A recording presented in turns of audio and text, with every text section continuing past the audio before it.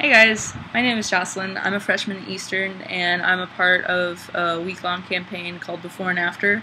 You might have seen those words chalked around campus or seen posters, but basically the whole idea of it is that there's people going around in green shirts with two words on them. The first word describes our life before we met Christ, and the second describes our life after we've met Christ. I want to tell you my story. My two words are Descontento and Satisfecho. For those of you who aren't Spanish speakers, they mean discontent and satisfied. And I would definitely say my life before I met Christ, I was discontent.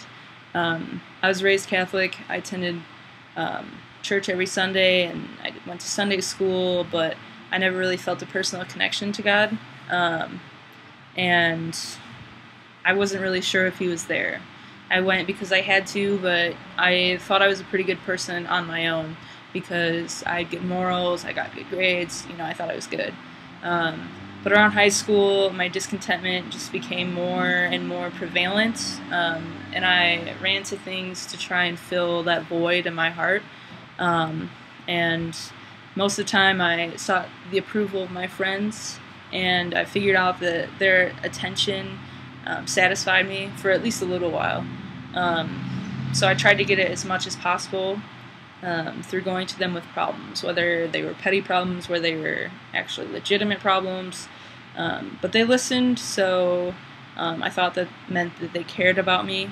But I obsessed over my problems, and I was just very discontent because I could never get control. And I thought if I had control that I would be happy, but I could never quite get it.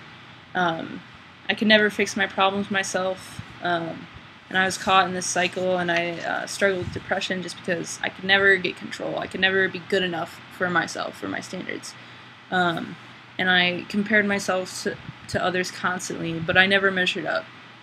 I was dissatisfied, and it definitely showed through my dependence on people. I'm sure I came off as very needy because I was. But eventually I came to the conclusion that God didn't exist. But I was still unsure about it. And then at the end of my freshman year, I met one of my friends, and over the summer she shared the gospel with me. And it was something that I had never really heard before. I didn't really understand because I thought I was fine. But she basically said that we're all sinners, that we all have this problem that we can't fix, and we can't pay the penalty for our sinfulness, but God sent His Son, Jesus, to die on the cross for us, and through doing that, He took our punishment, so we don't have to.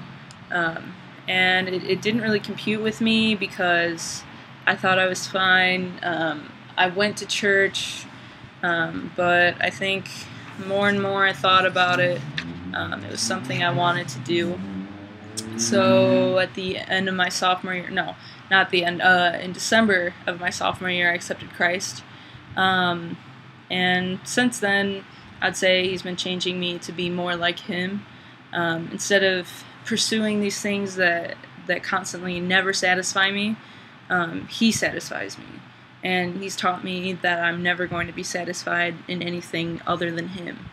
And so I'm slowly learning that instead of getting approval from friends, I always have His approval.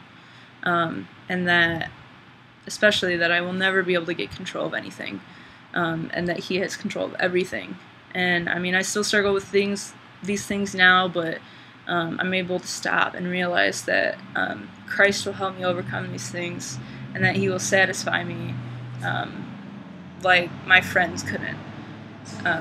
So that's it. Thanks for listening. I hope that made sense. If it didn't, feel free to ask me questions. If you want to know more, anything. But yeah, thanks.